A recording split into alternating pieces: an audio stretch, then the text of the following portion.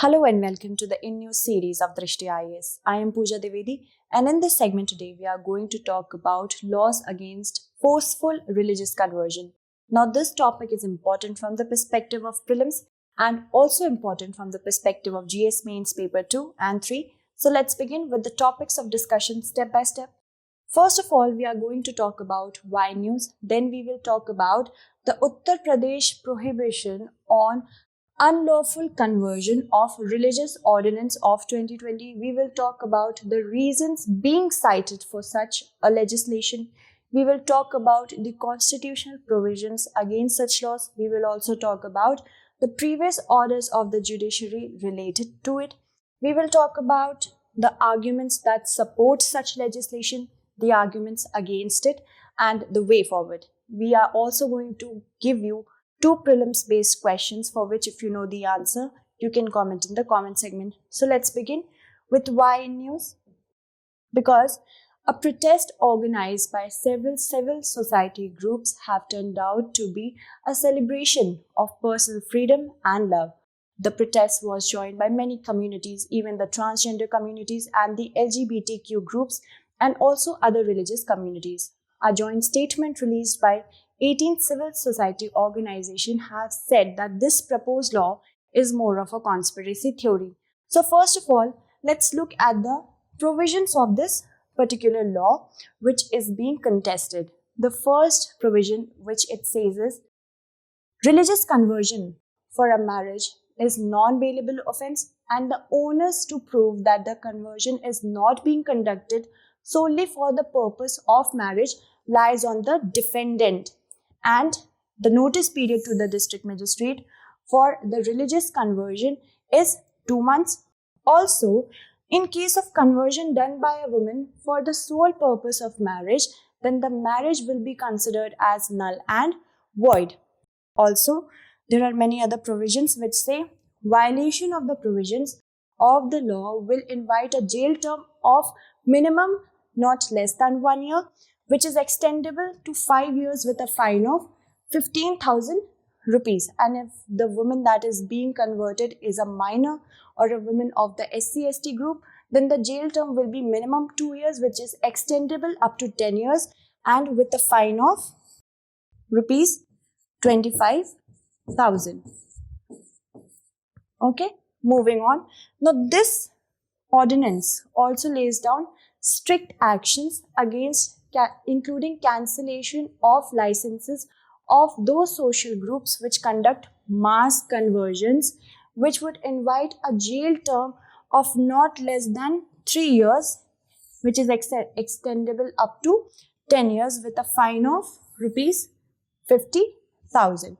Let's talk about anti-conversion law in many other states have happened prior to this. It's not new in India. For example, in the year 1967, Odisha was the first state in India to pass a law against religious conversion, the Freedom of Religion Act, which had similar provisions. After that, Madhya Pradesh followed the trail with its own anti-conversion law in the year 1968. After that, in the year 1978, Arunachal Pradesh also got into the group.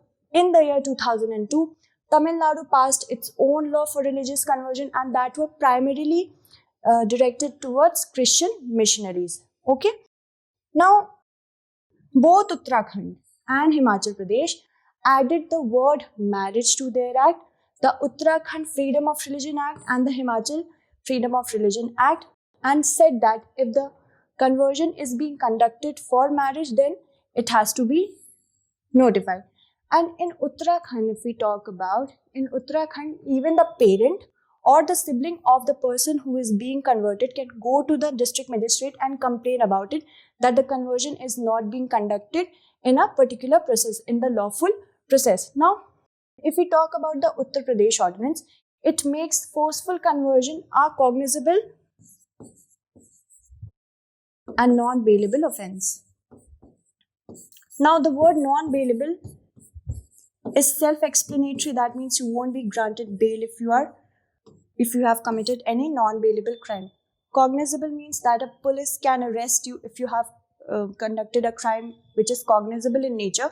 Then the police can arrest that person and without any warrant, that too, and conduct its investigation without sanction by the court. Okay, so Uttar Pradesh ordinance has made forceful conversion cognizable and non-bailable, and the punishment is much more stringent than before. And if we talk about what reasons it cited the September judgment of Allahabad High Court to be the crux of it. Religious conversion just for the purpose of marriage is not acceptable, said the Allahabad High Court, and it cited the 2014 judgment of case of Srimati Noorjahan Begum at Anjali Mishra versus State of Uttar Pradesh, in which it was said that thus the conversion of religion to Islam in present set of facts of the girls without their faith and belief in Islam, and at the instance of the boys solely for the purpose of marriage, cannot be a valid conversion to Islam religion. However, this verdict was reversed by the court itself, by the Allahabad High Court itself, and said that this particular law is not a good law. Alright, so moving on, let's talk about the constitutional provisions against such laws. First of all, it infringes upon the Article 21, the right to life and liberty, in which it says that this particular article guarantees every individual the right to marry a person of his or her own choice. Then comes Article 25, which says freedom of conscience, the practice and conversion to a religion of one's own nature, of one's own choice, and even not following any religion is guaranteed under this particular article of Article 25. Now you have to tell me in the comment segment. The first question is, which article is known as the heart and soul of the Constitution as called out by Dr. B.R. Ambedkar?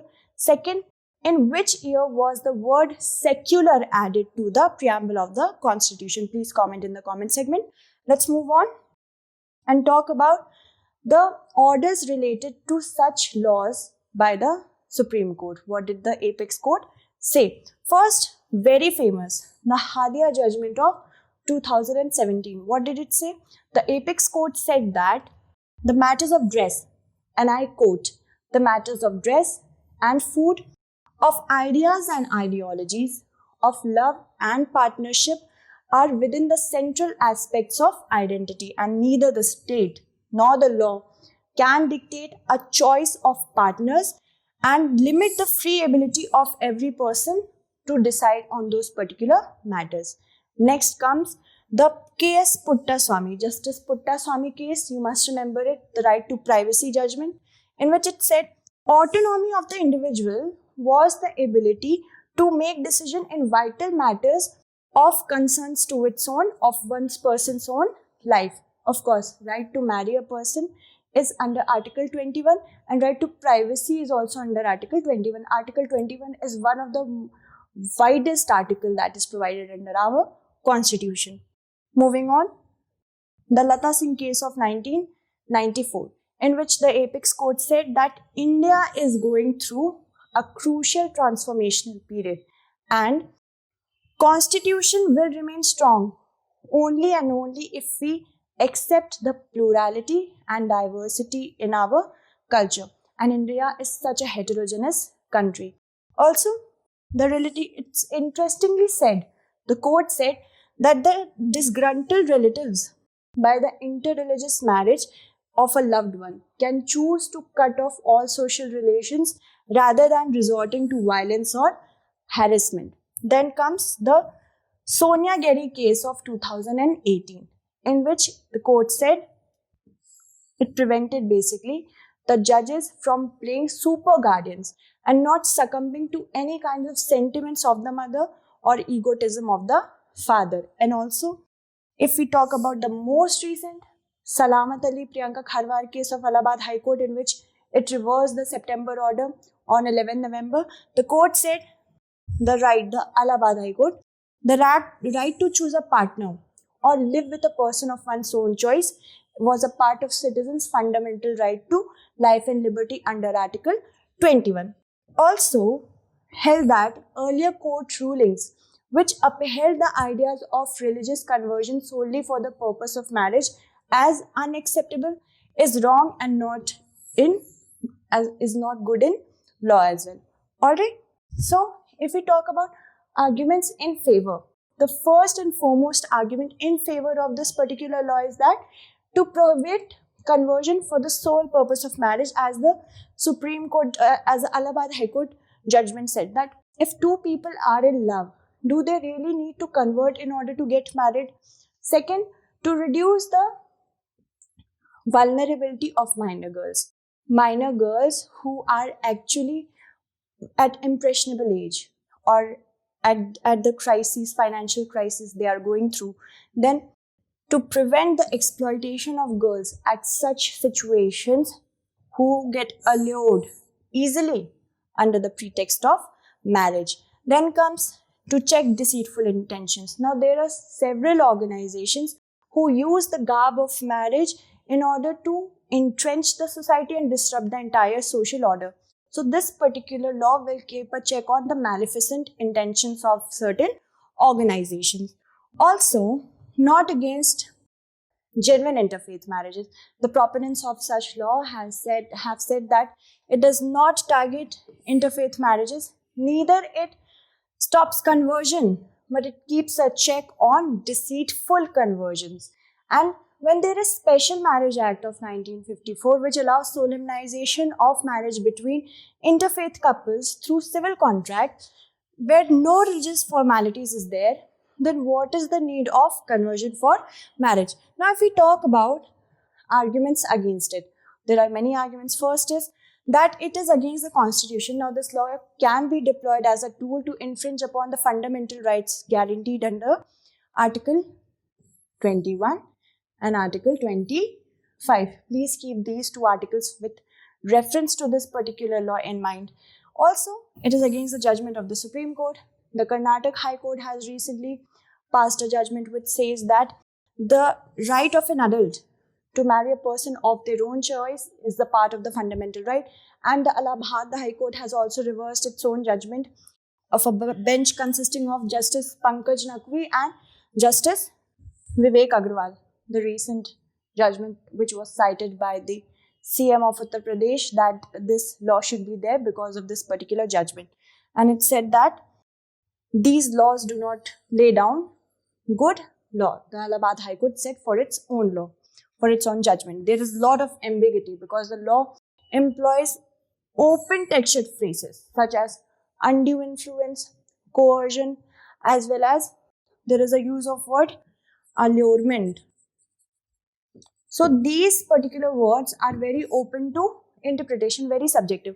Also, there is no evidentiary support to legislate such laws because there is a lack of data to show that yes, forceful conversions are there in order to legislate such laws. Also, vilification of certain section of the society, citing a particular section of the society as a potential threat for the entire society. Now, this will further marginalize of certain communities which are already marginalized.